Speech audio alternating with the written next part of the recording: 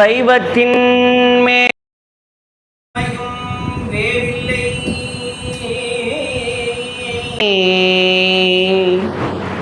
சைவத்தின் மேல் சமயம் வேறு இல்லை, அதில் சார் சிவமாம் தெய்வத்தின் மேல் தெய்வம் இல்லெனும் நான் மறை செம்பொருள் வாய்மை வைத்த சீதிகள் தேவாரமும் திருவாசகமும் உய்வை தரச் செய்த நால்வர் பொற்றாள் எம் உயிர் துணையே. நால்வர் பொற்றாள் எம் உயிர் துணையே. தென்னாடுடைய சிவனே போற்றி, நாட்டவர்க்கும் இறைவா போற்றி. ஏகம்பத்துரையந்தாய் போற்றி, பாகம் பெண்ணுருவானாய் போற்றி. காவாய் கனகத்திரளே போற்றி, கைலை மலையானே போற்றி போற்றி. வெற்றி வேல் முருகனுக்கு அரோகரா அரோகரா. எல்லாம் வல்ல தர்மமிகு சென்னை கந்தகோட்டம் அருள்மிகு வள்ளிதேவயானை அம்மையுடனாகிய கந்தப்பெருமானுடைய திருவுருளை போற்றி வணங்கி தொடர்ந்து எழில் ஞான பூசையாக வாரந்தோறும் நம்முடைய சித்தத்தை இனிக்கும் தேவாரம், திருவாசகம் உள்ளிட்ட திந்தமிழ் பாடல்களை எல்லாம் சிந்திக்கும் விதமாக அற்புதமான முறையிலே நம்முடைய சொற்பொழிவு நிகழ்வுகளை எல்லாம் திறம்பட நிகழ்த்தி வரக்கூடிய நம்முடைய கந்தகோட்டம் சைவ சமய பக்தஜன சபையை சார்ந்த சபையோர் அனைவருக்கும், குறிப்பாக வணக்கத்திற்குரிய சிவத்திரு சரவணன் ஐயா அவர்களுக்கும் அவர்களோடு உடன் நின்று அற்புதமான இந்த சிவப்பணியை முன்னின்று ஆற்றக்கூடிய சிவத்திரு ராம்குமார் ஐயா அவர்களுக்கும் அவர்களோடு இருக்கக்கூடிய அடியார் பெருமக்கள் அனைவருக்கும் வருகை தந்திருக்கக்கூடிய செய்த அடியார் பெருமக்களாகிய உங்கள் அனைவருக்கும் அடியுடைய பணிவார்ந்த வணக்கங்களை முன்னதாக தெரிவித்துக் கொள்கின்றேன். இன்றைய நாளிலே அடியேன் திருத்தியான் பாதம் சேர் என்கின்ற தலைப்பிலே உரையாற்ற இருக்கின்றேன். அதற்கு முன்னதாக ரொம்ப அழகாக நம்முடைய அப்பர் பெருமான் திருவையாறு திருப்பதிகத்திலே குறிப்பிடுவார், இறைவன் உரையக்கூடிய ஆலயம் எது என்கின்ற பொழுது ஒவ்வொரு தலங்களுக்கும் சென்று வழிபாடு செய்து அந்த அனுபவத்தின் மூலமாகவும் பக்குவத்தின் மூலமாகவும் இறையருள் வாய்க்கப்பெற்ற காரணத்தினாலும் அங்கே பாடுகின்ற பொழுதுதான் சொல்றார், இறைவன் உரையக்கூடிய ஆலயம் எது என்று சொன்னால் அது நம்முடைய அகம் என்று சொல்லக்கூடிய உள்ளம் இல்லையா. அதனால் அங்கே அன்பா சொல்லும்போது அகமலால் கோயில் இல்லை ஐயன் ஐயாரனார்க்கே என்பர். அகமலால் கோயில் இல்லை ஐயன் ஐயாரனார்க்கே. அப்ப உள்ளத்தின் உள்ளே இறைவன் உரைகின்றான் என்று எப்போது உணர்வோம் அப்படின்னா, எடுத்த எடுப்பிலேயே நம்ம உள்ளுக்குள்ள இருக்கக்கூடிய இறைவனை உணர்வோமா என்று சொன்னால் உடனடியாக நம்மால் உணர்வதற்கெல்லாம் முடியாது. ஏன்னா அந்த பக்குவம் நமக்கு வாய்க்க பெற்றால்தான் இறைவனை உணர முடியும்னு பார்க்க. சொல்லிய பாட்டின் பொருள் உணர்ந்து சொல்லுவார் இல்லைங்களா மணிவாசக பெருமான் கூட. அப்ப அந்த உணர்வு என்பது உடனடியாக எல்லாம் வராது. உணர்வு என்பது எப்படி வரும் அப்படின்னா அது பக்குவத்தின் மூலமாகத்தான் வரும். அழகா திருமூலர் தான் சொல்றார், நாடும் நகரமும் நற்றிரு கோயிலும் தேடி தெரிந்து சிவபிரான் என்று பாடுமின், பாடி பணிமின், பணிந்தபின் கூடிய நெஞ்சத்து கோயிலா கொள்வரேன்னர். அப்ப நாடு நகரம் நற்றிரு கோயில்கள் என்று தல யாத்திரை மேற்கொண்டு இறைவனை தேடி சென்று வழிபாடு செய்கின்ற காலத்திலேயே இந்த ஆன்மா பக்குவம் முற்று அந்த இறைவன் எங்க வந்து அமர்ந்து நம்முள் திகழ்வதை உணர்த்துவார் அப்படின்னா அப்பதான் உணர்த்துவார். தல யாத்திரையின் மூலமாகத்தான்னு பார்க்கும். 12 திருமுறைகளை அருளி செய்த அருளாளர்கள் 27 பெயரில்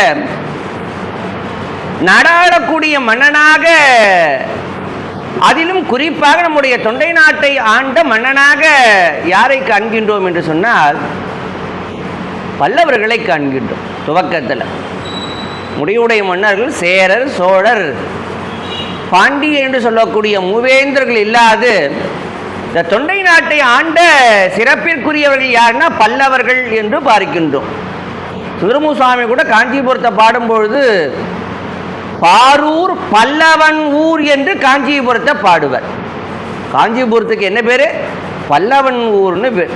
அதனால தான் இங்கே கூட பார்த்தீங்கன்னா நம்ம சென்னையில் கூட பல்லாபுரம், கல்வெட்டில் பல்லாபுரம்னு பேர். பல்லவபுரம் என்றும் பல்லவர்களோடு தொடர்பு படுத்தி அந்த ஊரை எல்லாம் பெரியவர்கள் குறிப்பிடுவார்கள். அப்போ அந்த பல்லவ மன்னவர்களிலே குறிப்பிடத்தக்க ஒருவர் யார் அப்படின்னா ஐயடிகள் காடவர்கோன்னு பார்க்குறோம். 27 திருமுறை ஆசிரியர்களில் 11ஆம் திருமுறையிலே க்ஷேத்திர வெண்பா என்று சொல்லக்கூடிய ஒரு பிரபந்தத்தை, ஏன்னா ஏனையெல்லாம் பார்த்தீங்கன்னா தனித்தனி நூல்களாக இருக்கும். ஆனால் இந்த 11ஆம் திருமுறை எப்படி இருக்குன்னு பார்த்தீங்கன்னா எல்லாமே முழுவதும் சிற்றிலக்கியங்கள்னு பார்க்கும். அதுக்கு பிரபந்தங்கள்னு பேர். அது நமக்கு ஐயடிகள் காடவர்கோன் பாடிய அந்த க்ஷேத்திர வெண்பா என்று சொல்லக்கூடிய அந்த பிரபந்தங்களில் எவ்வளவு பாடல் கிடைச்சிருக்கு அப்படின்னா 24 பாடல்கள் தான் நமக்கு கிடைத்திருக்கு. மொத்தமே 24 பாட்டு தான் கிடைச்சிருக்குன்னு பார்க்கும். ஒரு தலத்திற்கு செல்லுவார், ஒரு பாடல் பாடுவார். இப்போ ஞானசம்பந்தரோ நாவுக்கரசோ சுந்தரோ அப்படின்னா பதிகங்களாக பாடுவார்கள். ஒரு தலத்திற்கு சென்றால் பதிகங்களாக, பதிகம் என்று சொன்னால் 10 பாடல். அந்த 10 பாடலை பாடி முடித்த பின்பு 11ஆவது பாடலாக ஞானசம்பந்த பெருமான் திருக்கடை காப்பு என்று மேலே உள்ள 10 பாடலை பாடுவதனாலே இன்ன பலன் என்று அந்த பலச்சுருதியை 11ஆவது பாடலில் குறிப்பிடுவார். அப்போ அவையெல்லாம் பதிகங்கள்னு பார்க்குறோம். வைப்பு தலங்கள்னு ஒரே தலத்திலேயே ஒரே பாடலிலேயே பல்வேறு தலங்களை இணைத்து வைப்பு தலங்கள் எல்லாம் பாடியிருக்கின்றார்கள்னு பார்க்குறோம். ஆனால் ஐயடிகள் காடவர்கோன் இடத்தை உண்டான ஒரு தனித்துவம் என்ன அப்படின்னா, அவர் ஒரு தலம் சென்றால் அந்த தலத்து பெருமானை வணங்கி ஒரு பாடல் தான் பாடுவார். எப்படி நம்முடைய திருமூலதேவர் 3000 ஆண்டுகள் இல்லையா தவராஜ யோகியாக நம்முடைய திருவாவூதுறையிலே படரசன் கீழ் அமர்ந்து ஆண்டிற்கு ஒரே ஒரு பாடல் தான் பாடினார்னு பார்க்கும். அதுபோல் என்னன்னா ஒரு தலத்திற்கு இவர் ஒரு பாடல் பாடுகின்றார்னு பார்க்கும். இவர் யார் அப்படின்னும் பொழுது பல்லவ மன்னர்னு பார்க்குறோம். இன்னும் குறிப்பாக அழகாக பார்க்கும்போது என்னென்னா இவரை பற்றி அழகாக நம்முடைய வரலாற்று ஆய்வுகளில் சொல்லுகின்ற பொழுது இவர் அருளாளராக நாம் காண்கின்ற பொழுது ஐயடிகள் காடவர்கோன்னு பார்க்கும். காடவர்கோன் என்று சொன்னால் காடவர்கள் என்பது பல்லவர்களுடைய மரபை சார்ந்த திருப்பெயர்னு பார்க்கும். ஐயன் அடிகள் என்பது அவருடைய சிறப்பு பெயர். இப்போ நம்ம சேக்கிழார் பெருமானை கூட பார்த்தோம் அப்படின்னா நம்முடைய சோழர்கால கல்வெட்டுக்களில் ஆகட்டும், நம்முடைய சேக்கிழார் புராணங்களில் ஆகட்டும், இவற்றில் எல்லாம் எப்படி பதிவு செய்திருப்பார்கள் அப்படின்னா அவருக்கு அடைமொழியாக மாதேவடிகள், என்ன பேர்? மாதேவடிகள்னு பேர். சிவபெருமானை சொல்லும்பொழுது அவருக்கு உண்டான பல நாமங்களிலே ஒன்று மாதேவன் என்று ஒரு பெயர் உண்டு. அதான் நம்ம தமிழில் மாதேவன்றும் வடமொழியில் சொல்லும்பொழுது மகாதேவன். மாதேவன் வார்கடல்கள் வாழ்த்திய வாழ்த்தொழி போயினுவர், வீதிவாய் கேட்டலுமே விம்மி விம்மி வருது. நம்ம திருவம்பாவையில் பார்ப்போம் மாதேவன்.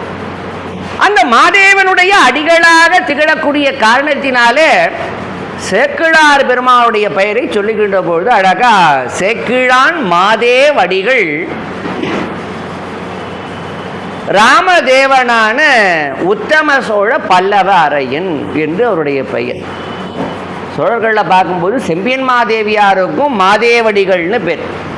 ஏன்னா சிவனடியார்கள் எப்படி இருக்காங்க, அந்த மாதேவடிகள் என்கின்ற பட்டத்தை பெற்ற சிறப்பிற்குரியவர்கள் அப்படின்னு வரலாற்றிலே ஒன்று செம்பியன் மாதேவியர். இருக்கக்கூடிய அத்துணை சிவதலங்களையும் பாடல் பெற்ற தலங்களை எல்லாம் கற்றளியாக எடுப்பித்தவர்கள். அதே போல சேக்கிழார் பெருமான். அது போல இங்க காரணப்பெயராக நம்முடைய திருமுறைகளில் பார்க்கும்பொழுது ஐயடிகள் காடவர்கோன்னு போது ஐயன் அடிகள், ஐயன் அடிகள் அப்படின்னுட்டு அவரை சிறப்பாக சொல்லுகின்றோம். ஆய்வாளர்கள் சொல்லும்போது அவர் யாராக இருக்கலான் போது சுந்தரர் அழகாக திருத்தொண்டத்தங்களை சொல்கிறார் இல்லையா, அவருடைய காலத்தை ஆய்வு செய்கின்ற போது தான் சொல்லுவாங்க. அவரை சொல்லும்பொழுது யாருடைய காலம்னா கடல் சூழ்ந்த உலகெல்லாம் காக்கின்ற பெருமான் காடவர்கோன் கடற்சிங்கன் அடியார்க்கும் அடியேன். அப்போ என்னன்னா சுந்தரர் இந்த நூற்றாண்டை சேர்ந்தவர்தான் என்பதை எப்படி நம்முடைய பெரியவர்கள் அவருடைய காலத்தை கணித்தார்கள் என்று சொன்னால், அவர் இந்த இடத்துல எப்படி சொல்றாரு, கடல் சூழ்ந்த உலகெல்லாம் காக்கின்ற பெருமான். அதனால காக்கின்ற என்கின்ற அந்த சொல் நம்ம பார்த்தீங்கன்னா நிகழ்காலத்தில் இருக்கக்கூடிய பயன்படுத்தக்கூடிய சொல். காக்கின்ற, காத்த அப்படின்னா நிறைவுன்னு அர்த்தம் இல்லையா. காக்கின்ற போது அப்போ அவர் யார் அப்படின்னா அவர் தான் ராஜசிம்ம பல்லவன்னு பேர். எல்லாரும் காஞ்சிபுரம் போயிருப்பீங்க. காஞ்சிபுரத்தில் நம்முடைய கட்சி ஏகம்பம் ஏனைய பாடல் பெற்ற சிவதலங்கள் இல்லாத புகழ்பெற்ற தலம் எதுன்னா கைலாசநாதர் கோவில். காஞ்சிபுரம்னாலே கைலாசநாதர் கோவில் தான். அந்த கைலாசநாதருடைய ஆலயத்தை எடுப்பித்த அந்த பல்லவ மன்னனுக்கு தான் ராஜசிம்மன்னு பேரு.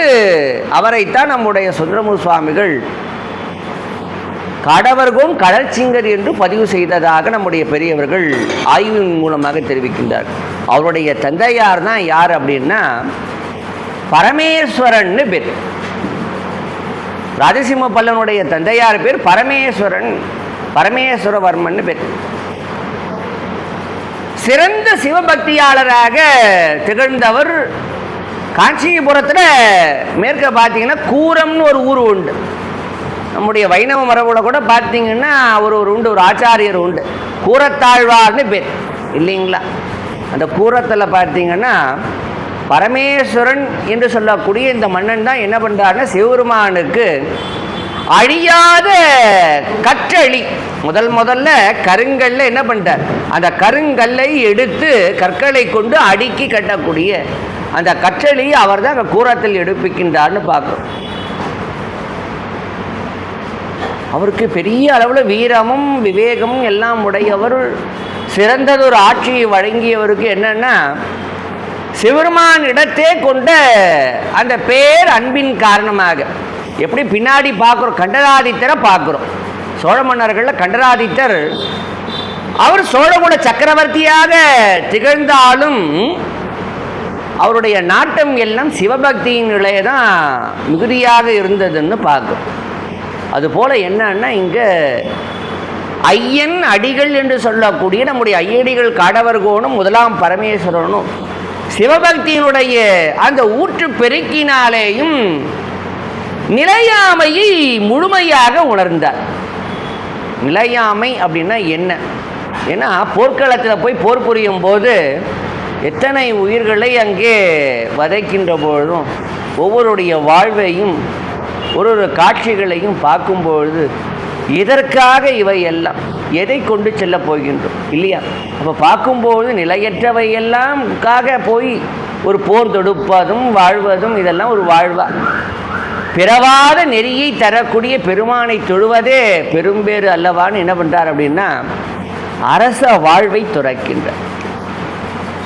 மகன் ராஜசிம்ம பல்லவன்கிட்ட அரசவையை ஒப்படைத்து விட்டு என்ன பண்ணிட்டார், அப்படியே தலையாத்திரையாக புறப்படுகின்றார். தலையாத்திரையாக புறப்பட்டார். ஒவ்வொரு தலத்திற்கு வருகின்றார். ஒரு இடத்துல அந்த நிலையாமை பாடுகின்றார். ஏன்னா இந்த மானிட பிறப்பு என்பது கிடைத்தற்கரிய பிறப்பு. அரிது அரிது மானிடராய் பிறத்தல் அரிது அதனினும் அரிது கூன் குருடு செவிடு பேடு நீங்கி பிறத்தல் அதனனும் அரிது அப்படின்னு பார்க்கும். அப்போ இந்த கிடைத்தற்கரிய மானிட பிறப்பில் அதுவும் இந்த மானிட பிறப்பு என்பது அடுத்து இன்னொரு முறை கிடைக்குமா? அடுத்த பிறப்பு மனுஷனா பிறப்புன்னு யாராலும் சொல்ல முடியுமா? யாராலும் சொல்ல முடியுமா?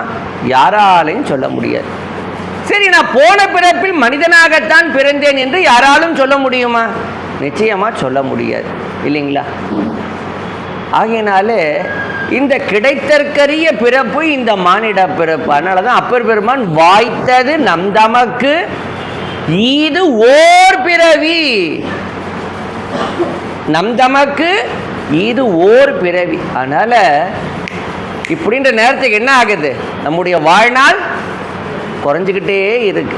என்னைக்கு பிறப்பு எடுத்தோமோ பிறப்புக்கும் இறப்புக்கும் இடையில கவுண்டவுன் ஸ்டார்ட் ஆகின மாதிரி பார்த்தீங்கன்னா போயிட்டே இருக்கு. அதனால நாட்களை வீணாக கடத்தார்கள்.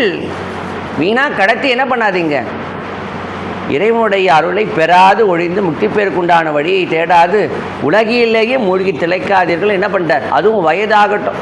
என்ன எல்லாரும் நிறைய சொல்லுவாங்க, சின்ன வயசுலேயே கோயில்கள்லாம் போனால், இல்லை நீ என்ன சாமியார் மாதிரி கோயில் கோயிலாக சுற்றுற, கோயில் கோயிலாக போயின்னு இருக்க, தேவாரம் திருவாசகம் விபூதி எல்லாம் போட்டுட்டு என்ன இப்படி இருக்க நீ? ஒரு வயசு பையன் ஒரு வயசு பொண்ணு ஒரு வயசு பையன் மாதிரி இருக்க வேண்டாமா? ஒரு பொண்ணு வேறு இருக்க வேண்டாமா? உனக்கு என்ன வயசாக ஆகிப்போச்சு? உனக்கு என்ன வயசு ஆகிப்போச்சு? வயசானவங்க மாதிரி கோயில் கோயிலாக சுற்றிட்டு இருக்கேன்னு.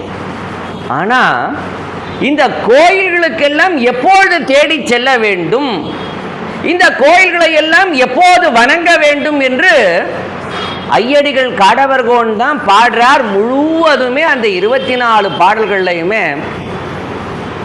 எந்த அகவையில் எந்த தருணத்திற்கு முன்னதாக நாம் ஒரு ஆலய தரிசனத்தை செய்ய வேண்டும் அப்படின்போது சொல்றார். பாருங்க, எங்க அண்ணா திருவையாறில் பாடும்போது சொல்றார், குந்தி நடந்து குனிந்தொருகை கோலூன்றி நொந்து இருமி ஏங்கி நுரைத்தேறி வந்துந்தி ஐயாறு வாயாறு பாயாமுன் நெஞ்சமே. ஐயாறு வாயால் அழை. பாருங்க, சொல்ல சொல்ல அம்மா அழகா பாட சொன்னாங்க. அம்மா ஒரு கரவொலி எடுப்புங்க. அதான் நம்முடைய சைவ சமய பக்தஜன சபை. எப்பேற்பட்ட ஒரு நூற்றாண்டு கட்ட நம்முடைய ஒரு பழம்பெரும் சபை அல்லவா.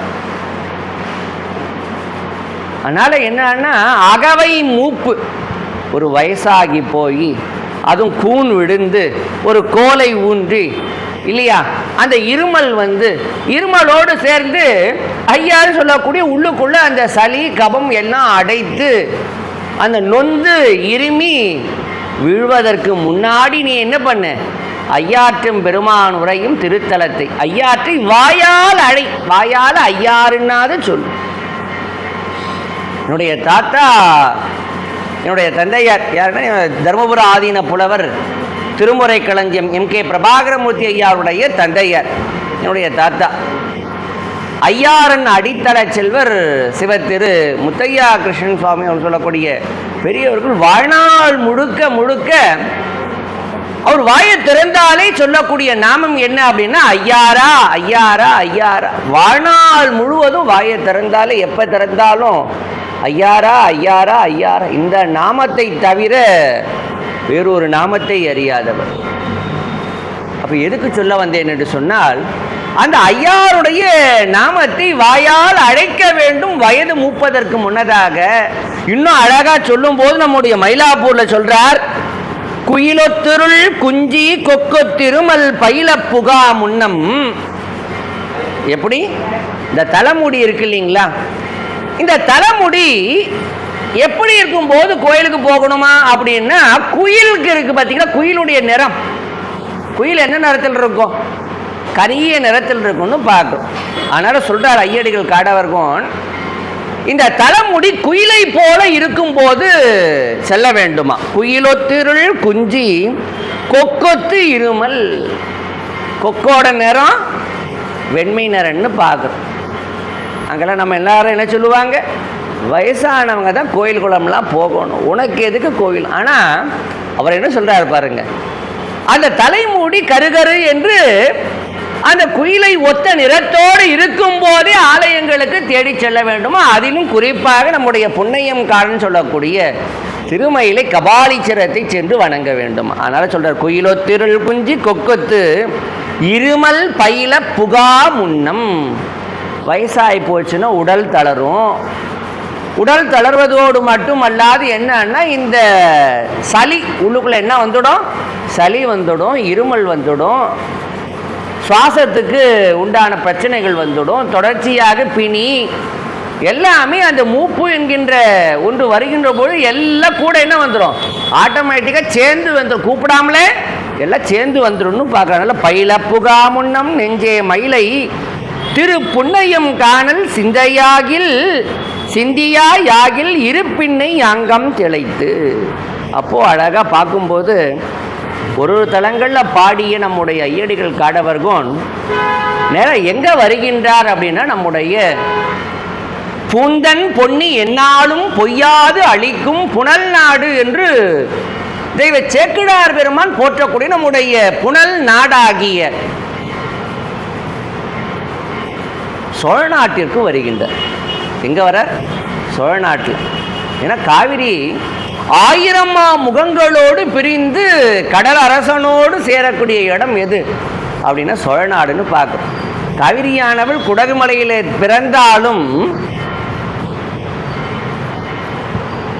தமிழ்நாட்டுக்குள்ள நம்முடைய முக்கொம்புன்னு சொல்லக்கூடிய பகுதி வருகின்ற பொழுது காவிரியாகவும் கொள்ளிடமாகவும் பிரிந்து அதுக்கப்புறம் கல்லணைன்னு சொல்லக்கூடிய பகுதியில் வந்தவுடனே அங்கே குடமுருட்டியாக வெண்ணாறாக ஒவ்வொரு கிளைகளாக இன்னும் அதுக்கு அடுத்தடுத்து போக போக பார்த்தீங்கன்னா திருமலையராயனாறு, மஞ்சளாறு, பழையாறு, மண்ணியாறு, பாமணியாறு, இப்படி பல பெயர்களில் ஒரே காவிரி பல பெயர்களாக பிரிகின்றாள்னு பார்க்கும். அதனால் காவிரியை பாயக்கூடிய சோழ நாட்டுக்கு புனல் நாடுன்னு பேர் சேக்கிழார் சொல்லுகின்றார். ரொம்ப அழகாக நம்முடைய சேக்கிழார் தான் பெரிய புராணத்தை சொல்லும் பொழுது திருமூலர் வடநாட்டிலிருந்து வருகின்றார். பொதிகை மலையில் அகத்திய முனிவரை கண்டு அவரோடு சில காலம் தங்கி இருக்க வேண்டும்னு புறப்படுறார். எங்க கைலாயத்திலிருந்து புறப்படுறார். கேதாரம், காசி, திருப்பருப்பதம், கச்சி ஏகம்பம், ஆலவனம் இதெல்லாம் தரிசித்து நேர சிதம்பரம் வந்தார். சிதம்பரம் வந்தவர் என்ன பண்றாருன்னா அடுத்ததாக திருவாவூதுரை அடைய வேண்டும். அடைவதற்கு முன்னதாக காவிரி கரைக்கு வருகின்றார்.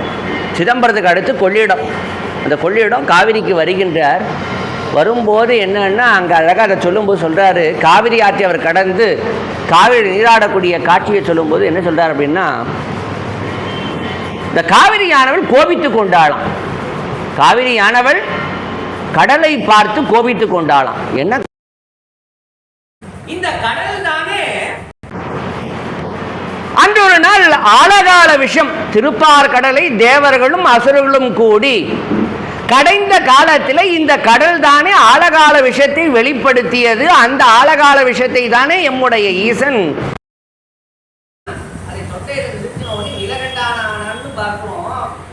ஆகினாலே அதற்கு காரணம் எம்முடைய ஈசன் ஆழகால விஷத்தை அருந்துவதற்கு காரணமாக அமைந்தது இந்த கடல் தானே. ஆகையினால் இக்கடலினுடைய தாகத்தை ஒருபோதும் என்ன பண்ண மாட்டேன், முழுமையாக போக்க மாட்டேன். என்னன்னா காவிரி ஆங்காங்கு ஏரி குளம் எல்லாவற்றிலும் நிரம்பி கொஞ்சமா. அதனால பாத்தீங்கன்னா திருப்பராயத்துறை நம்ம திருச்சியில எல்லாம் பாத்தீங்கன்னா நம்ம காவிரி எப்படி இருக்கும்னா அகண்ட காவிரியா இருக்கும், பிரம்மாண்டமா இருக்கும், மைல் கணக்கில் இருக்கும். குளித்தலை பக்கம் போனீங்கன்னா பார்க்கலாம். குளித்தலை இந்த பக்கம் கடம்பர கோயிலிருந்து அந்த பக்கம் ஈங்கோய் மலை போயிருப்பீங்க, ஐயா எல்லாம் போயிருப்பீங்க, பெரியவங்க போயிருப்பீங்க. மைல் கணக்கில் போகும். காவிரி அகலம் பார்த்தீங்கன்னா பிரம்மாண்டமா இருக்கும். இக்கரையிலிருந்து அக்கறை பார்த்தீங்கன்னா. ஆனா நயமா சொல்ற அவ்வளோ பிரம்மாண்டமா வந்த காவிரி எங்கள் ஈசன் ஆழகாலம் தரித்தது காரணம் நீதானதுக்காக பிரிந்தாள் அப்படின்னு சொல்லுவார். ஆகினாலே அப்ப எங்க வராருன்னா காவிரி கரை இருக்கக்கூடிய நம்முடைய திருத்துருத்தி என்கின்ற திருத்தலம். இப்போ அங்கதான் வருகின்றார். இந்த திருத்துருத்தி அப்படின்னும் போது தலத்திற்கு அங்க சொல்லுகின்றார், வஞ்சியன நுண்ணிடையார் வாழ்தடங்கண் நீசோர குஞ்சி குரங்கின் மேல் கொண்டிருந்து கஞ்சி அறுத்தொருத்தி கொண்டு வா என்னாமுன் நெஞ்சே திருத்துருத்தியான் பாதம் சேர். என்ன சொல்றாரு அப்படின்னா, வஞ்சியன நுண்ணிடையர். இப்போ ஒரு ஆடவனும் அவருடைய மனையாளும் இருக்கின்றார்கள். அந்த பெண்ணை சொல்லும்பொழுது இந்த வள்ளிக்கொடி போல அந்த இடையை உடைய அந்த பெண் அந்த பெண் என்ன பண்ணுகின்றாள் போது, வஞ்சியேன்னு நுண்ணிடையார் வாழ்தடங்கள் நீர் சோர குஞ்சி குரங்கின் மேல் கொண்டிருந்து கஞ்சி அறுத்துறுத்தி கொண்டு வா. என்னன்னா, அந்த பெண் வயதான நிலையில் கணவனார் எப்படி இருக்கார்? இப்போ வயதான நிலையில் கணவன் இருக்கார். அந்த அழகிய கண்களையும் கொடி போன்ற இடையும் உடைய அந்த பெண் என்னன்னா, கணவனாரை தன்னுடைய தொடை மீது கிடத்தி இருக்கின்றாள். கிடத்தி இந்த பணிப்பெண்ணை பார்த்து, போய் கஞ்சி கொண்டு வா, போய் கஞ்சி கொண்டு வா என்று ஒரு சொல்லை சொல்லுவதற்கு முன்னதாக நீ திருத்துருத்தியானுடைய பாதத்தை சென்று அடைந்துவிடு. அப்போ நிலையாமை. ஏன்னா இந்த நடமாட்டம், இந்த உடம்பு, இந்த உயிர் இருக்கிற வரைக்கும் தான் இந்த உடம்புக்கு மரியாதை இல்லைங்களா? அதே போல நடமாட்டம், ஒரு மனிதன் நடமாட்டம் இருக்கிற வரைக்கும் தான் ஒரு சிறப்பு. எல்லாமே அவரவருடைய, நம்ம கூட சொல்லுவோம் வயசாகிடுச்சு அப்படின்னா அவங்கவுங்க வேலையை அவங்கவுங்க பார்த்துக்கிட்டாலே போதும், நமக்கு அவங்க எதுவும் செய்யாட்டாலும் பரவாயில்ல. அவங்களுக்கு உண்டான வேலையை சாப்பிட்றது, படுக்க, தூங்கிறது, அப்படி உள்ளுக்குள்ளே அப்படி மெல்ல நடமாட்டம். படுக்கையிலெல்லாம் யாரும் விழுத்த முடியும். ஏன்னா எல்லாருக்கும் பயம் இல்லையா? நம்முடைய சிதம்பரம் சாமி கூட என்ன சொன்னார்? திருப்பூரில் பாடினார் இல்லையா? என்ன பாடினார்? என்ன சொன்னார்? நம்முடைய சிதம்பரம் சாமி சொல்வார், பாயிர் கிடவாமல் பாவியேன் ஆவி ஓர் நொடிப்புள். ஓர் நொடிக்குள் என்ன பண்ண கொண்டு எடுத்துக்க. ஏன்னா பாயில் படுத்துடக்கூடாது, படுக்கையில் விழுந்துடவே கூடாது. அருளாளர்கள் அத்தனை பேர் நல்லது. அப்பர் பெருமான் கூட, என்னுடைய கண்கள் நல்லா இருக்கு, என்னுடைய கண்கள் இப்போ உன்னுடைய திருவடியையே வணங்குகின்றன, என்னுடைய கண்கள் உன்னுடைய திருவடியையே வணங்கி கொண்டிருக்கின்றன, காண்கின்றன. என்னுடைய நெஞ்சம் உன்னுடைய திருவடியையே எண்ணி வணங்குகின்றன, என்னுடைய கரங்கள் உன்னுடைய திருவடியையே எண்ணி கூப்பி வணங்குகின்றேன். ஆகியனால நல்ல நடமாட்டத்தோடு இருக்கும்போது நீ என்ன பண்ண? உன்னுடைய சிந்தையிலே என்னுடைய எண்ணம் எல்லாம் உன்னுடைய திருவடியின் பால் இருக்கும்போதே என்னை அழைத்துக் கொள்ளார் இல்லையா? எண்ணுகேன் என் சொல்லி எண்ணுகேனோ எம்பெருமான் திருவடியே எண்ணினல்லால் கண்ணிலேன் மற்றோர் களைக்கண்ணில்லேன் கழலடியே கைதொழுது காணினல்லால் ஒன்னுலே 9 வாசல் வைத்தாய் ஒக்க அடைக்கும் போது உணரமாட்டேன் புண்ணியா உன் அடைக்கே போதுகின்றேன் பூம்புகழூர் மேவிய புண்ணியனேன்னு பார்ப்போம். ஆகையினாலே இந்த இடத்துல பார்க்கும்போது, அதனால் ஐயடிகள் காடவர்கோன்னு என்ன சொல்கிறாருன்னா, அப்படி படுக்கையில் இருந்து கஞ்சி ஊற்றி அப்படியெல்லாம் ஒரு நினைப்பு, ஒரு உடல் தளர்ந்து அப்படிலாம் ஒரு நிலையில் இருக்கிறதுக்கெல்லாம் முன்னாடி நீ என்ன பண்ணு? எப்படியேனும் திருத்துருத்தி, அந்த திருத்துருத்தியானுடைய பாதத்தை சென்று பணிவாயாகன்னு சொல்கிறார். அப்போது திருத்துருத்தி என்கின்ற திருத்தலம் எப்பேற்பட்ட ஒரு சிறப்பு வாய்ந்த திருத்தலமாக இருக்க வேண்டும். ஐயடிகள் காடவர்கோன் பாடுகின்றார். ஏன்னா நம்முடைய சைவ திருமுறைகளிலே திருஞான சம்பந்த பெருமான், திருநாவுக்கரசர், சுந்தரமூர் சுவாமிகள், மணிவாசகர் என்று 4வராலும் பாடல் பெற்ற தலம். 4வருடைய திருவாக்கிலேயும் இடம்பெற்ற திருத்தலம் எதுன்னா திருத்துருத்தின்னு பார்க்குது. இந்த திருத்துருத்தி அப்படின்னா இன்னைக்கு அந்த ஊருக்கு என்ன பேர் அப்படின்னு பார்த்தீங்கன்னா குத்தாலம்னு பேர். எங்கன்னா நம்முடைய மயிலாடுதுறைக்கு அடுத்து, மயிலாடுதுறையிலேருந்து கும்பகோணம் போகிறோம் அப்படின்னா குத்தாலம்னு ஒரு ஊர் வரும். அந்த ஊருக்கு தான் தேவாரத்தில் திருத்துருத்தின்னு பேர். ஆனால் இன்றைக்கி திருத்துருத்தின்னு சொன்னால் யாருக்கும் தெரியாது, குத்தாலம்னு சொல்லணும். அப்படி குத்தாலம்னு சொன்னாலுமே குழப்பம் வந்துடும். குற்றாலமா குத்தாலமா, குற்றாலமா குத்தாலம். ஏன்னா குற்றாலம் எங்கே இருக்குது? அது தென்பொதிகை மலைச்சாரல்ல தென்காசி அடுத்து இருக்குது குற்றாலம். இது குத்தாலம். ஏன்னா இந்த தலத்தில் பார்க்கும்போது குத்தாலம் என்பது ஒரு வகை மரம், ஆத்தி மரம் இருக்கு இல்லைங்களா? அந்த ஆத்தி மரங்களிலே ஒரு வகைக்கு குத்தாலம்னு பேர். அந்த குத்தால மரத்தையே தல விருட்சமாக கொண்ட காரணத்தினாலே அந்த தலத்திற்கே பேர் என்னன்னா குத்தாலம்னு பிற்காலத்தில் மருவியது. ஆனால் பழமையான பெயர் துருத்தி, திருத்துருத்தின்னு பேர். தேவாரத்துல எல்லாம் முழுக்க முழுக்க திருத்துருத்தி தான் இருக்கும். துருத்தி அப்படின்னா என்ன?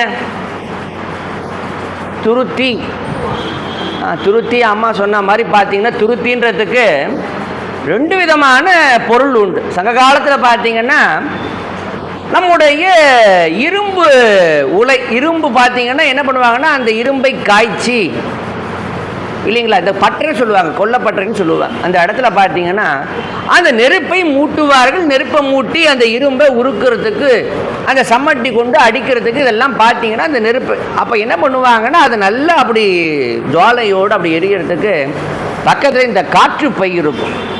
அதை வச்சு நான் இப்படி அழுத்துவாங்க. வச்சு அழுத்த அந்த காற்றுப்பை கொண்டு அழுத்தும் போது அந்த நெருப்பு நல்ல தணல் விட்டு அப்படி இருக்கக்கூடியது நல்லா அப்படி எரியுன்னு பார்க்கும். அதுக்கு தான் துருத்தின்னு பேர். இந்த காற்றுப்பை வச்சு அழுத்துறோம் இல்லையா, அதுக்கு துருத்தின்னு பேர். இது இல்லாமல் துருத்தின்றதுக்கு இன்னொரு பொருள் என்ன அப்படின்னா ஆற்றிடை குறைன்னு பேர். ஒரு ஆறு வருது, ஆற்றுக்கு நடுமத்தியில் பார்த்தீங்கன்னா ஒரு தனிய தீவு போல உண்டாக்கி விட்டு நாற்புறமும் தண்ணி சூழ, நாற்புறமும் நீர் சூழ நடுவில் இருக்கக்கூடிய அந்த பகுதிக்கு ஆற்றிடை குறைன்னு பேர், துருத்தின்னு பேர். உங்களுக்கு நல்லா புரிகிற மாதிரி சொல்லணும்னா இன்னைக்கு திருவானைக்காவும் ஸ்ரீரங்கமும் எப்படி இருக்கு? திருவானைக்காவும் ஸ்ரீரங்கமும் எப்படி இருக்கு? 4 பக்கமும் நீர் சூழ அமைய பெற்றிருக்கின்றதுன்னு பார்க்குறோம். ஏன்னா நம்முடைய திருவரங்கத்துக்கு மேற்க பார்த்தீங்கன்னா முக்கொம்பு, முக்கொம்புல அது வரைக்கும் காவிரி ஒரே காவிரியாக வந்தவள் முக்கொம்புல வலப்புறம் காவிரியாகவும் இடப்புறம் கொள்ளிடமாகவும் பிரிய கொள்ளிடம் காவிரி என்கின்ற 2 ஆற்றுக்கு நடுமத்தில தான் என்ன ஊர் இருக்கு? திருவரங்கம் இருக்கு, ஸ்ரீரங்கம். அதுக்கு அடுத்து நம்முடைய ஆனைக்கா அண்ணல் அகிலாண்டேஸ்வரி குழு வீட்டிற்கும் திருவானைக்கா திருத்தலம். அதுக்கு அடுத்து பார்த்தீங்கன்னா கல்லணைன்னு சொல்லக்கூடிய தலம். அந்த கல்லணையில் வந்த உடனே மீண்டும் கல்லணையிலே நம்முடைய காவிரியும் கொள்ளிடமும் ஒன்றாக ஆகி கல்லணையிலே அங்கே பெரியதொரு அணையிலே இருந்து பல கிளைகளாக கொள்ளிடம் தனியாகவும் காவிரியாகவும் ஏனைய நதிகளாக பல பிரிவுகளாக பிரியும்னு பார்க்கும். அப்போ இந்த ஆற்றிற்கு நடுமத்தியிலே அமையப்பெற்று தீவு போன்ற பகுதிக்குத்தான் துருத்தின்னு பேர். அதுபோல் பார்த்தீங்கன்னா காவிரியில் ஆங்காங்கு துருத்திகள் உண்டு. ஏன்னா காவிரி இயற்கையிலேயே அகண்ட பெரிய ஆறு. காவிரி பெரிய ஆறு, எப்பொழுதும் நீரோடக்கூடிய ஒரு பெரிய அளவில் நீரை கொண்டு வந்து சேர்க்கக்கூடிய ஒரு ஆறுன்னு பார்க்குறோம். அதனால் எப்படி நம்முடைய திருவானைக்காவும் திருவரங்கம் துருத்தியாக திகழ்கின்றதோ அதற்கு அடுத்ததாக பார்த்தீங்கன்னா நம்முடைய திருவையாருக்கு மேற்க சப்தஸ்தான ஊர்களில் பார்த்தீங்கன்னா ஒரு ஊருக்கு திருப்புந்துருத்தின்னு பேர். திருப்புந்துருத்தி கண்டியூர்லேருந்து அப்படி நேராக மேற்க போனோம் அப்படின்னா அங்கே ஒரு திருப்புந்துருத்தி அப்பர் சாமி திங்களும் ஞாயிறும் திங்களும் தோயும் திருமடம் தாபித்திருந்த இடம். அதே போல் அப்பர் பெருமான் திருஅங்கமாலை பாடிய தலம் புந்துருத்தி என்கின்ற திருத்தலம். அதுவும் காவிரி ஆற்றினுடைய நடுவில் அந்த சின்ன தீவு போல இருந்த பகுதியில் தான் அந்த கோயிலும் முற்காலத்திலே திகழ்ந்ததுன்னு பார்க்குறோம். ஆனால் இன்னைக்கு காவிரி கரையில் ஆகிவிட்டது. ஆறு என்ன பண்ணும்? கால ஓட்டத்தில் அது தன்னுடைய பாதையும் திசையையும் வெள்ளத்தின் போக்கின் காரணமாக மாற்றிக்கொள்ளுன்னு பார்க்குறோம். அதனால் இன்றைக்கி அந்த துருத்தி போல் நடுமத்தியில் தண்ணி இருக்கிறது, நடுமத்தியில் இருக்காம ஒரு பக்கம் ஊரும் கோயிலும் அணைந்ததுன்னு பார்க்குறோம். அது போல் பார்த்தீங்கன்னா நம்முடைய மயிலாடுதுறைக்கு முன்னதாக ஆடுதுறைக்கு அடுத்ததாக பார்க்கும்போது தான் குத்தாலம் பகுதியும் கிபி 7ஆம் நூற்றாண்டில் அந்த ஊரும் எப்படி இருந்ததுன்னா காவிரிக்கு நடு மத்தியில் தான் அந்த ஊர் இருக்கின்றது. நால்புறமும் காவிரியாறு சூழ நடு மத்தியில் தான் அந்த ஊரும் அந்த பெருமானர் சொன்னவார் அறிவார் என்று சொல்லக்கூடிய திருத்துருத்தி பெருமான். அந்த திருத்துருத்தி பெருமானுடைய ஆலயம் நடுவில் தான் இருந்ததுன்னு பார்க்கும். ஏன்னா ரொம்ப அழகாக நம்முடைய சங்க காலத்திலேயே இறை வழிபாடு என்று சொல்லக்கூடிய அந்த வழிபாடுகளை எல்லாம் எங்கே செய்தார்கள் அப்படின்னும் போது அதிலேயும் குறிப்பாக நம்முடைய முருக வழிபாடு, இந்த முருக வழிபாட்டினை எங்கே செய்தார்கள் அப்படின்னும் போது நமக்கு திருமுருகாற்றுப்படையில் தான் நக்கீரர் அழகாக சொல்லுவார். ஏன்னா ஆரம்பத்தில் கோயில்கள் கிடையாது. ஆரம்பத்தில் கோயில்களோ சிலை வணக்கமோ சிலை வழிபாடோ கிடையாது. அப்போ முருக வழிபாடு ஆரம்பத்தில் எப்படின்னா வேலன் வெறியாடல் என்கின்ற நிலையில தான் பார்த்தீங்கன்னா அந்த சேவல் கொடி சேவல் கொடியை நட்டு அந்த இடத்துல அந்த மரின்னு சொல்லக்கூடிய அந்த ஆட்டுக்கிடா, அந்த இளம் ஆட்டுக்கிடாவை அறிந்து அந்த வெள்ள சாதத்து உருண்டையும் செவ்வரளி பூவை அவருக்கு அங்கே தூவி வணங்கி அந்த வேல்கொம்பு கொண்டு வேலன் ஆடுவான் வேலன் வெறியாடல்னு பார்க்கும். அப்போ முருகனை நினைந்து எங்கெங்கெல்லாம் நம்முடைய பழம் தமிழர்கள் அந்த சேவர் கொடியை நட்டு வேலன் வெறியாடலை நிகழ்த்தி முருகனை வணங்கினார்கள் பொழுது ஒரு இறைவனை வணங்க வேண்டிய இடங்கள், இறைவனை வணங்க வேண்டிய இடங்கள், இறைவன் உறையக்கூடிய இடங்களாக பெரியவர்கள் கருதிய இடத்தை சொல்லுகின்றார் நக்கீரர் தான். காடும் காவும் எங்கெல்லாம் வணங்குறாங்க? காட்டில், காவும் என்று சொல்லக்கூடிய சோலைகளில் காடும் காவும், கவின் பெரு துருத்தியும், ஆத்துக்கு நடுமத்தில் இருக்கக்கூடிய தீவு போல் இருக்கக்கூடிய அந்த மணற்பாங்கில என்ன பண்றாங்க? சேவர் கொடியை நட்டு ஆதியிலே முருகனை வணங்கினார்கள்னு பார்க்கும். அதுபோலத்தான் நம்முடைய திருத்துருத்தியும் புராதனமான திருத்தலம், ஆற்றினுடைய நடுவில் இருக்கக்கூடிய திருத்தலம். அதனால தான் நம்முடைய இந்த திருத்தலத்தை பாடிய காலத்தில் நம்முடைய அப்பர பெருமான் அழகா பாடுகின்றார். என்ன, அவர் தான் முதல்ல இந்த பெருமானை பாடி பதிவு செய்கின்றார். பொன்னியின் நடுவுதன்னுள் பூம்பனல் பொலிந்து தோன்றும் துண்ணிய துருத்தியானை தொண்டனேன் கண்டவாறே.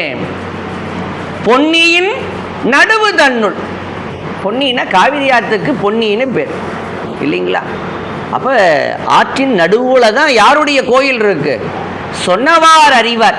அந்த தலத்திற்குடைய சிவருமானுக்கு பேர் சொன்னவாறு அறிவார். என்ன ஒரு அழகான தமிழ் பெயர் பாருங்க. நம்முடைய சுந்தரமு சுவாமிகள் தான் அழகாக இந்த பெருமானுக்கு சொன்னவார் அறிவார் என்று, வேள்விக்குடியார், அதுதான் அந்த தலத்தில் பார்க்கும்போது என்னன்னா சொன்னவார் அறிவார்னு பாடுறாருங்க பெருமான. ஞானசம்பந்தர், நாவுக்கரசர், சுந்தரர் 3 பேரும் பதிகங்கள் பாடியிருக்கின்றார்கள். மணிவாசகரும் திருத்துருத்தியை பாடியிருக்கார். அதில் சொல்லும்போது இங்கே நாவுக்கரசரை தொடர்ந்து நம்முடைய ஞானசம்பந்த பெருமானும் இந்த தலத்திற்கு வருகின்றார். இந்த தலத்துக்கு ஞானசம்பந்த பெருமான் 2 முறை வந்திருக்கார். என்ன ஒரு சிறப்புனா, ஞானசம்பந்தர் 2 முறை வருகின்றார்.